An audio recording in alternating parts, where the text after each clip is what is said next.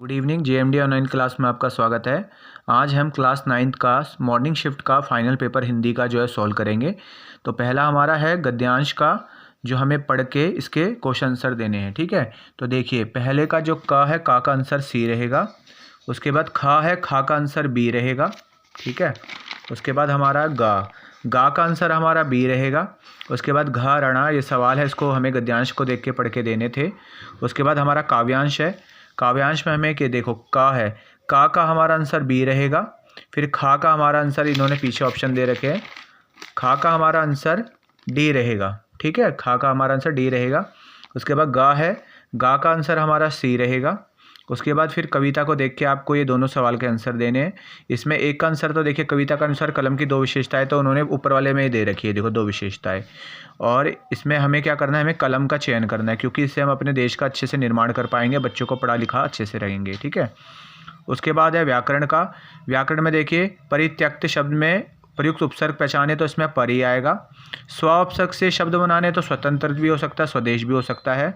निर्जन शब्द में मूल शब्द क्या होगा, जन होगा। ठीक है, उसके बाद हमारा नैसर्गिक निहित प्रत्यय पहचानना है इसमें। तो नैसर्गिक में कौन सा प्रत्यय होगा, एक होगा।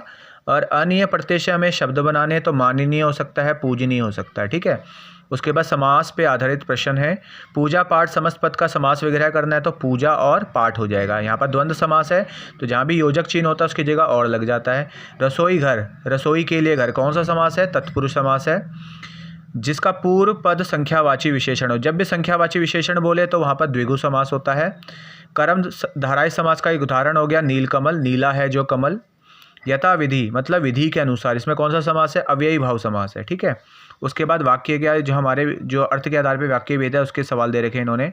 क्या तुम्हें मालूम है मेरे साहित्यिक प्रथों के तुम्हारा जूता फट गया है, क्वेश्चन मार्क है। जहाँ भी प्रश्नवाचक सीन है क्वेश्चन मार्क है, प्रश्नवाचक वो वाक्य होता है। सालिम अली तुम लौटोगे ना, यहाँ पर इच्छावाचक है। यदि वह सपना सत्य हो जाता भारत की कथा कुछ और होती, संकेत दे रहा है, यहाँ पर संकेतवाचक है। वह नेपाल से तिब्बत जाने का मुख्य रास्ता है, यहाँ पर जानकारी दी जा रही है तो विधानवाचक है। आज्ञावाचक का एक उदाहरण लिखना है तो दरवाज़ा बंद कर दो, मेरे लिए पानी ले आओ, ये सारे आज्ञावाचक का एक उदाहरण है। ठीक है, उसके बाद अलंकार के आधार पे हमें देने हैं। तो यहाँ पर काली घटा का घमंड घटा, यहाँ पर घटा घटा दो बार आ रहा है और दोनों का अर्थ अलग अलग है। यहाँ पर बादल है, यहाँ पर कम होना है, यहाँ पर यमक अलंकार होगा। तो मोहन की उर्वशी, उर्वशी समान, तो यहाँ पर उर्वशी दो बार आ रहा है। एक बार उर्वशी का मतलब हृदय है, एक का है अप्सरा, तो यहाँ भी यमक अलंकार है। यहाँ पर देखें उन्हें हरि का आतंक है, तो यहाँ पर हरि एक तो भगवान के लिए यूज हो रहा है और एक हो रहा है बंदर के लिए, तो यहाँ पर सलेश अलंकार होगा। तरी तनुजा तट तमाल तरुवर, ता एक ही अक्षर की आवृत्ति बार बार होती है तो अनुप्रास अलंकार होता है। यहाँ भी देखो का बार बार आ रहा है तो अनुप्रास अलंकार है। ठीक है, उसके बाद आपका ये देखिए गद्यांश है, बुक से आया हुआ है ये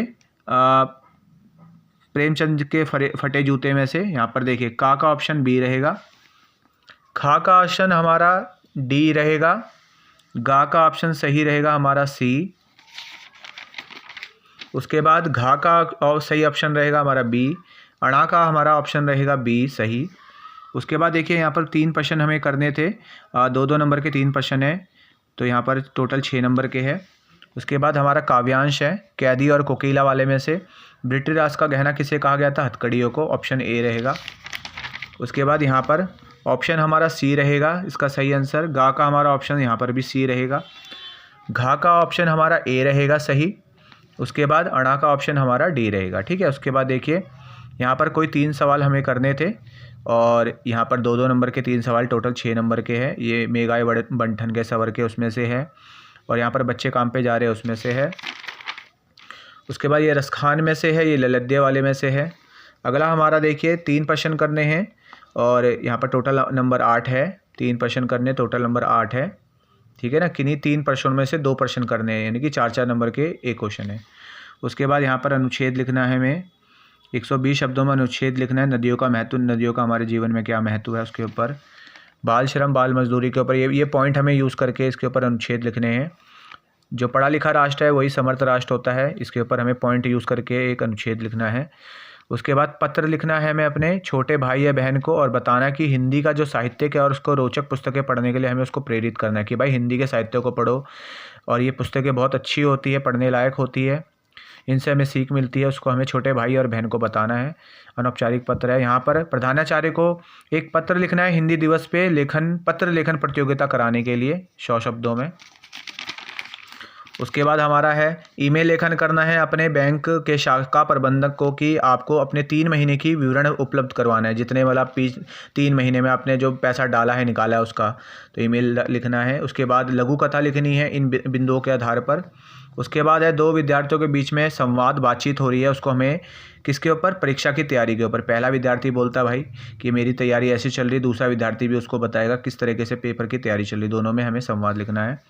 और यहाँ पर है सूचना लेखन, हमें लिखना है सूचना तैयार करनी है किसके ऊपर, विद्यालय की स्वच्छता समिति का अध्यक्ष है और विद्यालय स्तर पर स्वच्छता पखवाड़ा आयोजन निश्चित हुआ है, इसको आपको सभी विद्यार्थियों को सूचना देनी है।